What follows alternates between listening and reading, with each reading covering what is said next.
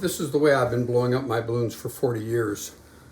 And it's been working pretty good for me. If I'm gonna make a dog, for instance, I fold the balloon in half and I give it a little stretch.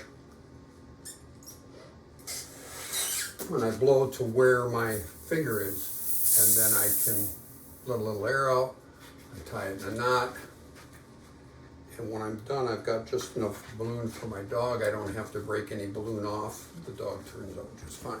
When I'm gonna make a flower, I have to blow the balloon up all the way, which for 40 years I've been doing like this.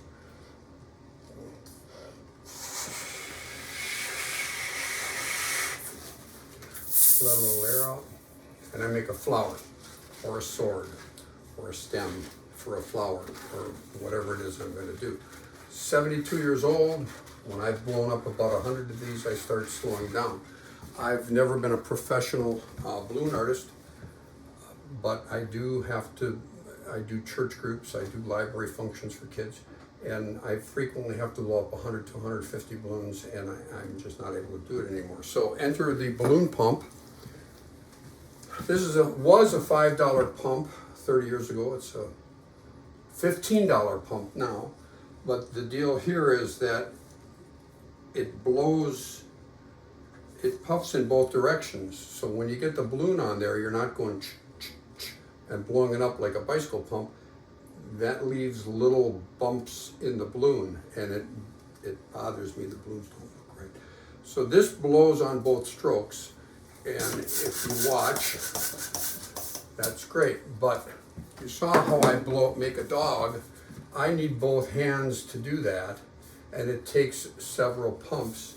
And when I'm making balloons, mostly because I don't charge anybody for it, I typically have 30 or 40 kids standing in line waiting for me to finish. So if I can blow balloons up faster, if I can tie knots faster, it helps me get to each one of the kids. And my policy has always been, I don't take a balloon out of my pocket unless I have one for every kid in the room.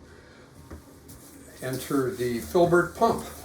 I'm only making this video because someone put a video on YouTube comparing the Filbert pump to the Borosino pump and said that the Filbert pump is no longer available. Well, Peter makes the Filbert pumps, and I assure you they are available because I ordered this 3 weeks ago, less than 3 weeks ago, and here it is. So this is the unboxing, and I want to show you that this is not a homemade pump. This is a professionally made pump, and I think it's the best one in the business. I've never tried a Borosino pump, but I know they're made in China, and I don't think it's very, I don't hold out much hope for that to be a very good pump. He packages these pumps and protects them very well. Even the nozzle is protected on the top here. I won't bother taking this all apart because I bought 2 of them. I was a pilot for 44 years. I never am comfortable unless I have 2 of everything. So this is the Filbert pump. As you can see, it's durable. It's very well made. Everything is plastic. There's a seal inside there that has to be lubricated every 2,000 to 4,000 balloons. But to lubricate it, this comes off. There's 3 screws there. You use a food-grade silicone lubricant, and you're good for the 2,000 to 4,000 balloons. Now, I typically do about 200 balloons a month, so this is probably 2 years, a year or 2 years between when I'm going to have to lubricate it. You can see on the top here that, it says the Filbert pump, and it's an elegant design. I added a shoelace to this elegant design so that when I'm carrying it, I can just go charging in like this and make the kids happy.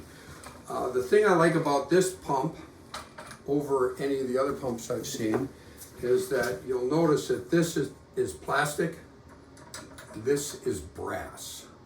And that becomes very important when you are trying to blow up 160 balloons, because the 160 balloons are very hard to get. The whole show comes to a stop when you're trying to get the 160 balloon over there. The Filbert pump is designed specifically for 260 balloons, but because it's brass, it slides over the top there, and in about a half a pump, it blows up a 160 balloon, which I cannot blow up by mouth. I've seen one guy blow them up by mouth on the internet, and I don't know how he does it. He must have brass lungs. But that's one of the good points of it.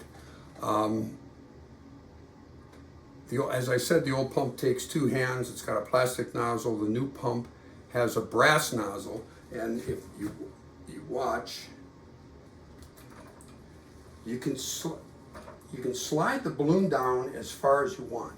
So if you need a big knot tying area, you slide it down pretty far. If you only need a small knot tying area, you can put it on just a little bit. But my technique for blowing up a balloon, like if I'm going to make a car, for instance, I would blow up the balloon about that far. And I blow it to where my hand is.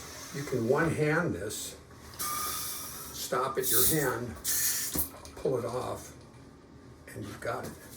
I always let a little bit of air out, tie your knot, and away you go. I'm not going to make any balloon animals for you. There's plenty of videos out there of people making balloon animals. But I was unable to comment on the website that said that the Filbert pump is not being made anymore.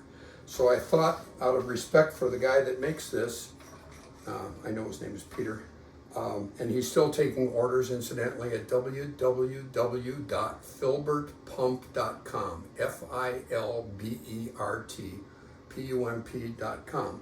I said it only took 3 weeks. Very well made pump. I've got 2 of them. I'm going to use them probably for the rest of my life.